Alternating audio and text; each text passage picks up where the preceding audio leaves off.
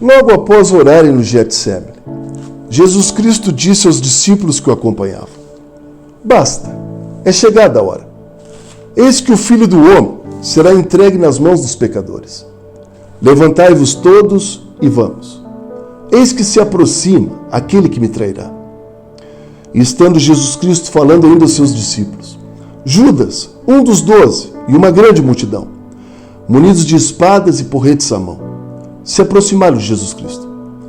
Foi então que o traidor se aproximou de Jesus Cristo e, beijando-lhe a face, denunciou. Pedro, que acompanhava Jesus, de forma impulsiva e no afã de defendê-lo, lançou mão de sua espada e feriu a orelha do servo do sacerdote. Ao que Jesus Cristo disse a Pedro: Guarde agora mesmo a tua espada, Pedro, pois eu te afirmo que todos aqueles que lançarem mão da espada morrerão.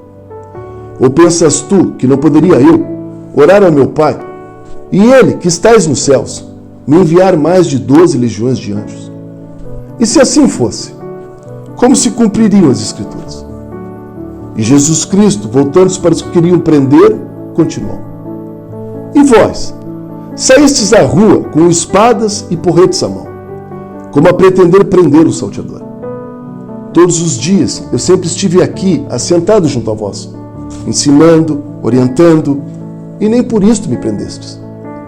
Porém é necessário que isto ocorra hoje, para que assim se cumpra as Escrituras Santas. E saindo todos dali, levaram Jesus até a residência do sumo sacerdote Caifás. Lá estavam reunidos todos os escribas e anciãos da cidade. E todos buscavam um falso testemunho contra Jesus. E apesar de todos os esforços malignos, nada encontravam contra ele. Após várias acusações sem provas, e diante do silêncio sepulcral de Jesus Cristo, um dos sumos sacerdotes perguntou ao Messias: Peço-te pelo Deus vivo que nos diga se és ou não o Cristo, o Filho do Deus vivo. Ao que Jesus Cristo respondeu ao sacerdote: Não sou eu, mas tu que o dizes.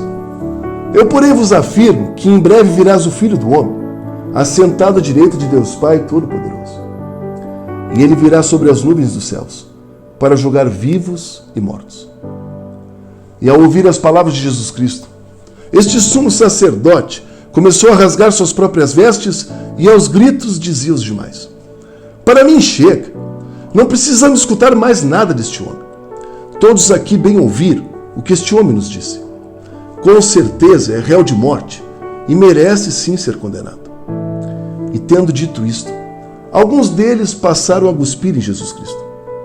E ao cobrir-lhe o rosto com pano, seguiram-o espancando de forma grosseira e o debochavam, dizendo: Profetiza agora, ó Cristo, ou nos diga então, quem de fato te bateu, ó sábio profeta? E todos ali seguiam rindo e debochando deliberadamente de Jesus Cristo. E após o espancarem, o amarraram violentamente e o levaram até Pilatos. E quando lá chegaram, todos começaram a acusar Jesus Cristo de se proclamar o rei dos judeus. Porém Pilatos não via razão nenhuma para condenar Jesus. Apesar de Pilatos fazer várias perguntas a Jesus Cristo, ele nada disse a seu respeito.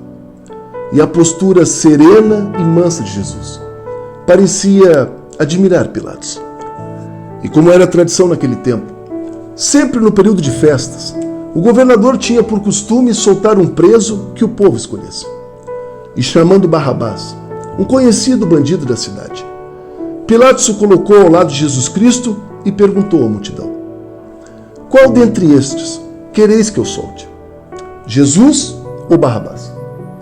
E a multidão, inflamada pelos anciãos e escribas, pediram a libertação de Barrabás. E quando Pilatos perguntou à multidão o que fazer com Jesus Cristo, a multidão enlouquecida gritava: Crucifica! E Pilatos, percebendo que o tumulto entre o povo se agigantava, lavou as suas mãos e assim cumpriu o veredito. E logo os soldados do governador arrastaram Jesus Cristo para fora, e o despindo, cobriram-lhe com uma capa. E tecendo para ele uma coroa de espinho, cravaram-lhe a cabeça. E todos ali continuavam rindo e debochando da figura de Jesus. E depois de ter o escarnecido, lhe tiraram a capa vestiram as suas vestes e o levaram para ser crucificado. E quando saíram, em razão do estado crítico de Jesus Cristo, obrigaram Simão Cirineu a carregar a sua cruz. E durante o percurso, uma imensa multidão acompanhava Jesus Cristo. E muitas mulheres choravam e se lamentavam pelo ocorrido. Foi quando Jesus, achando forças sobrenaturais, voltou-se para estas mulheres e disse: Filhas de Jerusalém, não choreis por mim, chorais antes por vós mesmas e pelos vossos filhos. Porque virão dias onde muitos dirão: Bem-aventuradas as estéreis, os ventres que não geraram filhos e os peitos que não os amamentaram. Porque se ao madeiro verde fazem isto, o que não farão ao madeiro seco? E quando chegaram ao local chamado Caveira, ali crucificaram Jesus Cristo e os outros 2 ladrões, um à sua direita e o outro à sua esquerda. E Jesus, apesar de toda a dor e injustiça sofrida, com seu corpo inteiro em chagas, ainda encontrou tempo para orar ao Pai. E em voz alta e audível disse: Perdoai-vos, Senhor, eles não sabem o que fazem. E estando Jesus Cristo crucificado, já quase a hora sexta do dia, houve trevas em toda a terra. E escurecendo-se o sol, rasgou-se ao meio o véu do templo. E clamando Jesus Cristo aos céus, disse ele em boa voz: Pai amado, em tuas mãos de amor entrego agora o meu espírito. E havendo dito isto, Jesus Cristo morreu. E o centurião e os homens que com ele estavam, ao presenciarem tudo o que ocorrera naquele dia, disseram: Este homem, verdadeiramente, era o Filho de Deus.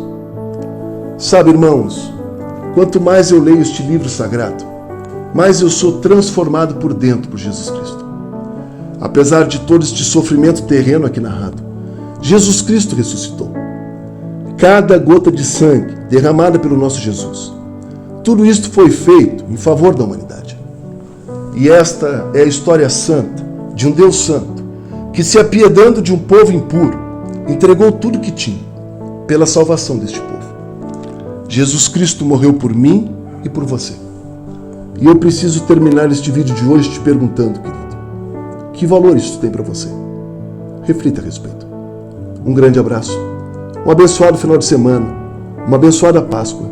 E lembre-se, a porta da graça, por pura misericórdia do nosso amado Jesus, ainda está aberta.